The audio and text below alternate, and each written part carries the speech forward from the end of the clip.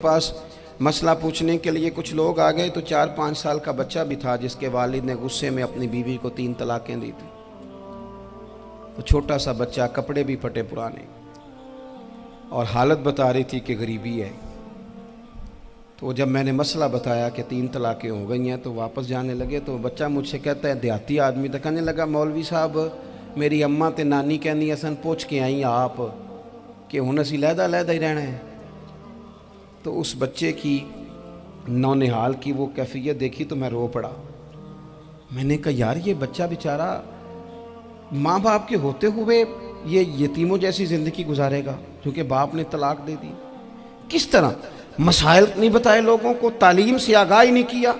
और इसमें बहुत बड़ा जुल्म है उन लोगों का भी जो जनाजे पे खड़े होके तो कह देते हैं, मेरी तरह के लोग, अच्छे उलमा की बात नहीं करता, वो कह देते हैं देखो जिन लोगों को जनाजा नहीं आता, भैया आपने किस दिन इशा के बाद क्लास लगाई थी जनाजा सिखाने की? ये तो आपने कह दिया लोगों को कुरान जी ठीक नहीं आता। तो यहाँ तो बेचारी बीबियाँ जिनको सही पढ़ना नहीं आता वो मिशन बना लेती हैं कि मैंने इतने 100 को कुरान पाक पढ़ाना है, बेवा हो गई हूँ, तलाक याफ्ता हो गई हूँ, सारी ज़िंदगी कुरान पढ़ाऊँगी। हम क्यों ये मिशन नहीं बनाते, क्यों इस तरफ सफ़र नहीं करते? एक तो दीनी मालूमात में, दीनी उलूम में अपने आप को लगाएं और ज़ौक़ पैदा करें कि जो चीज़ें मुझे नहीं आती मैंने वो सीखनी है, जो मामलात मुझे नहीं आते मैंने उनकी तरफ सफ़र करना है। एक तो अपना ये मिजाज बनाएं। और जब आप दीनी उलूम सीखते हैं तो पता है कौन सा मंज़र कायम होता है? मंज़र वो बनता है कि हज़रत अबू हुरैरा भी दीन सीखा करते थे, हज़रत अब्दुल्ला इब्न उमर भी असहाबे सुफ़ा में रहा करते थे, हज़रत अनस बिन मालिक भी रहा करते थे। और ऐसा मंज़र बनता है कि हज़रत सैयदा खदीजतुल कुबरा रज़ी अल्लाह तआला अन्हा फरमाती हैं, सैयदा फ़ातिमा हुजूर की गोद में बैठी होती थी और नबी पाक से बातें पूछती थी और हुजूर उन्हें बता रहे होते थे। सैयदा आयशा हुजूर से दीन की बातें पूछती। चौथा हिस्सा हमारी फ़िक़्ह के उसूल हज़रत फ़ातिमा की, हज़रत आयशा सिद्दीक़ा की मरवियात पर मबनी है।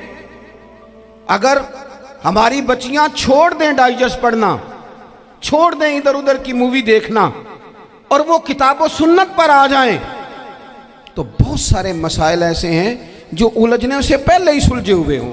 दीनी तालीम का मिजाज और ज़ौक़। और दूसरी आयत करीमा मैंने तिलावत की, अल्लाह करीम ने कुरान मजीद में फरमाया, या अय्युहल्लज़ीना आमनू कू अनफुसकुम व अहलीकुम नारा, ऐ ईमान वालों खुद भी दोज़ख की आग से बचो और अपने घर वालों को भी बचाओ। ओ वालिद, वो माँ जो बच्चों को भूख से बचाने के लिए मेहनत करती है, उनको मायूसी से बहुत सारे माँ बाप ऐसे होते हैं जिनके पास कपड़े लेने के पैसे नहीं होते ईद पे। क्यों? अजान शुरू होगी जी, अजान सुने जी। अजीज़ भाई, जिस तरह हम अपने बच्चों को देखें, बहुत सारे माँ बाप के पास गुंजाइश नहीं होती, लेकिन इस नीयत से कि बच्चों के दिल टूट जाएंगे, ईद पे कैसे गुजारा करेंगे, मुश्किल से भी कपड़े ख़रीद के देते। इस तरह हम अपने बच्चों को भूख से, प्यास से, मायूसी से बचाते हैं। इस तरह हमारे रब ने हमारे ज़िम्मे लगाया है कि तुम अपने बच्चों को कोशिश करो दोज़ख की आग से बचाने की। हज़रत उमर फ़ारूक रज़ी अल्लाह तआला अन्हु ने अर्ज़ किया था, या रसूल अल्लाह सल्लल्लाहु तआला अलैहि वसल्लम, इस आया करीमा का माना क्या है? तो महबूब करीम अलैहिस्सलाम ने फरमाया, उमर, जिन चीज़ों का अल्लाह तुम्हें हुक्म देता है तुम अपने घर वालों को उन चीज़ों का हुक्म दो। जिन चीज़ों से रब रसूल तुम्हें मना करते हैं अपने घर वालों को उनसे रोको। अपने घर के अंदर निफाज दीन करने की कोशिश करो। मेरे भाई, बहुत ज़्यादा आजमाइश है हमारे घरों में, बेचैनियाँ हैं, इज़्तिराब है, बच्चों में सख्ती है, बहन भाई एक दूसरे के साथ लड़ते हैं, मिजाजों में तलखी आ गई। क्यों भला? इसलिए कि माँ बाप को जो बेहतरीन किरदार और जो हसीन तरीका घर में अपनाना चाहिए था, बच्चे तकरीर बाहर से सुनते हैं लेकिन वो फॉलो अपने माँ बाप को करते हैं। अगर माँ बाप में हौसला हो, सब्र हो, इत्मीनान हो, खुददारी हो, थोड़े पर गुजारा करने का मिजाज हो। देखें ना, आज डिप्रेशन है, टेंशन है, पैनिक्स अटैक्स हैं, बड़ी सारी चीज़ें आ गई हैं। क्यों भला? सब्र नहीं, तहम्मुल नहीं, बुर्दबारी नहीं।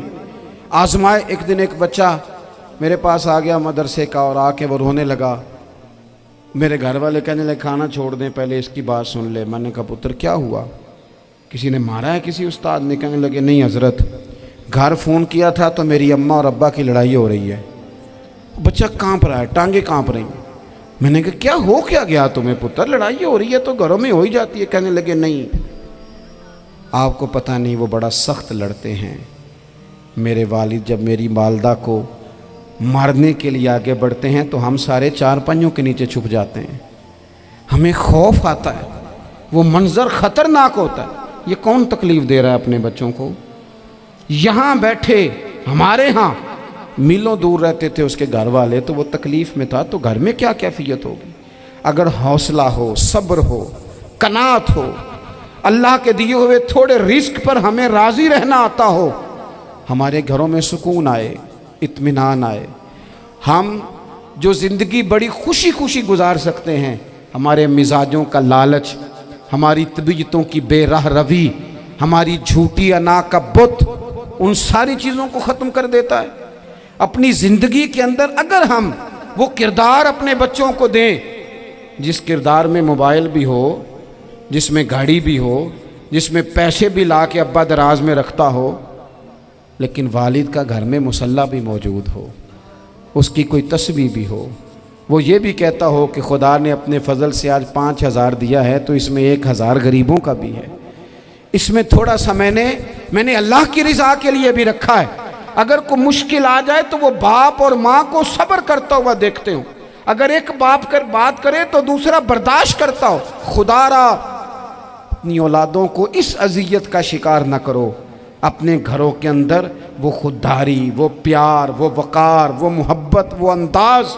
آپ تھکے ہوئے ہیں کوئی شک نہیں, آپ بہت سارے مسائل کا باہر شکار ہوں گے کوئی شک نہیں, لیکن آپ باہر سے تھک کے آئے ہیں. اور اگر آپ باہر اپنی فیکٹری کے مالک ہیں اور دفتر کے بڑے ہیں تو گھر میں بھی تو آپ بڑے ہیں نا. آپ کی ماں بھی تو انتظار کر رہی ہے, اس نے بھی تو دکھڑا سنانا ہے نا آپ کو. آپ یہ دیکھیے کہ آپ کے بچے بھی تو انتظار کر رہے ہیں, وہ چاہتے ہیں کہ ابا آ کے بیٹھیں تو ہم ان کے سینے پہ چڑھ کے تھوڑا کھیلیں. آپ کی اہلیہ منتظر ہیں. کچھ باتیں بیوی کسی اور سے نہیں کہہ سکتی, صرف اپنے شوہر سے کہتی ہے, لیکن وہ تو آتے ہی جلال میں آ گئے صاحب. وہ کہنے لگے تو بڑی نالائق ہے, میں تھکا ماندہ آیا ہوں اور تو نے مجھے کہانی سنا دی ہے. وہ اس خاتون سے شدت کے ساتھ پیش آنے لگے. میرے رسول پاک کی حیات نور کو دیکھو, حضرت ام ایمن حضور کی رضائی والدہ ہیں, ان کی بھی خدمت ہو رہی ہے. حضرت حلیمہ سعدیہ آ رہی ہیں تو خدمت ہو رہی ہے. حضرت عباس حضور کے چچا ہیں تو کریم فرماتے ہیں میرے چچا ہیں باپ کی جگہ پہ. حضور دوست احباب صحابہ غلاموں سب کے ساتھ پیار کر رہے ہیں. 9 ازواج مطہرات ہیں گھر کے اندر, اور کیفیت یہ ہے کہ حضور صرف ان کی ضرورتوں کا ہی خیال نہیں کرتے, خواہشات کا ہی خیال نہیں کرتے, بلکہ میرے کریم کا طریقہ یہ ہے کہ کوئی بندہ آج بول کیا رہا ہے, وہ کہاں کھڑا ہے آج, اس کے جملے کس طرح کے ہیں, اس کا لہجہ کس طرح کا ہو گیا ہے اور اسے ٹھیک کیسے کرنا ہے. محبوب اس کا خیال فرماتے, توجہ کرتے. میں کہتا ہوں کہ ہم سب کو شوق آیا ہے آرام کرنے کا. میں صبح 11 بجے سے پہلے اپنے گھر سے نکل آیا تھا اور یہ وقت آ گیا ہے اور رات کو خدا جانے کس وقت گھر پہنچنا ہے. کئی دفعہ کیفیت یہ ہوتی ہے کہ گاڑی سے اترتے ہیں تو پھر دل کرتا ہے کہ کوئی اٹھا کے چلائے نہ کبھی. اس کے باوجود بہت سارے لوگ ناراض رہتے ہیں کہ ہم سے مل کے نہیں گئے, فوٹو نہیں کھنچوا کے گئے, فلانی جگہ چائے نہیں پی کے گئے. یہ تسلسل ہے. لیکن میں جتنا مرضی تھکا ماندہ گھر جاؤں گا نا, کبھی ایسا نہیں ہوا کہ میں گھر جاؤں تو بڑی ٹینشن میں جاؤں. میری گھر والی ایک دن مجھ سے کہنے لگی آپ نے کبھی نہیں کہا کہ میں تھکا ہوا آیا. بندہ تھک بھی تو جاتا ہی ہے نا, کبھی کہاں کرے نا. میں نے اسے کہا پتہ کیوں نہیں کہتا, اس لیے نہیں کہتا کہ میں نہیں چاہتا کہ میرے بچے یہ کہیں کہ ہم نے دین نہیں پڑھنا, ہمارا باپ تو بڑی مشکل میں ہے. ہم اپنے کام کے بارے میں اپنے گھر میں شکوے کرتے ہیں. آپ کسی بچے سے پوچھ لیں کون سا کام کرنا ہے, کہ اندر جڑا ابا جی کر دے رہے ہیں وہ نہیں کرنا. کیوں کہ ابا جی ہر روز تو کہتے ہیں میں بڑا الجھ گیا ہوں, یہ کام بڑا مشکل ہے. میں چاہتا ہوں کہ میں اپنے بچوں کو یہ بتاؤں کہ پتر میں تو جدھر جاتا ہوں پھول ہی پھول ہیں. میں تو جدھر سے گزرتا ہوں محبت ہی محبت ہے، میں تو جدھر سے دیکھتا ہوں دعائیں ہی ملتی ہیں، تاکہ ان کا شوق پیدا ہو۔ میرے عزیز، آپ تھوڑا سا دل بڑا کریں۔ اگر آپ ایک کی وجہ سے پورا گھر سکون میں آ جاتا ہے تو آپ دل بڑا کیوں نہیں کرتے؟ جگہ ڈھونڈتے ہیں بس مجھے کوئی تنگ نہ کرے، کوئی میری باپ ماں بدولت کو کوئی پریشان نہ کرے۔ بخاری شریف سنیے، حضرت عائشہ صدیقہ رضی اللہ تعالیٰ عنہ بیٹھی ہیں، حضور فرمانے لگے عائشہ آج ایک بات نہ بتاؤں تمہیں؟ یا رسول اللہ بتائیے۔ حضور فرمانے لگے جب تم مجھ سے ناراض ہوتی ہو تب بھی مجھے پتہ چل جاتا ہے، اور جب راضی ہوتی ہو پھر بھی پتہ چل جاتا ہے۔ تو حضرت سیدہ عائشہ صدیقہ بات سن کے بڑی خوش ہوئیں، یا رسول اللہ وہ کیسے؟ حضور فرمانے لگے کبھی کبھی تم قسم اٹھاتی ہو۔ یا رسول اللہ ہاں۔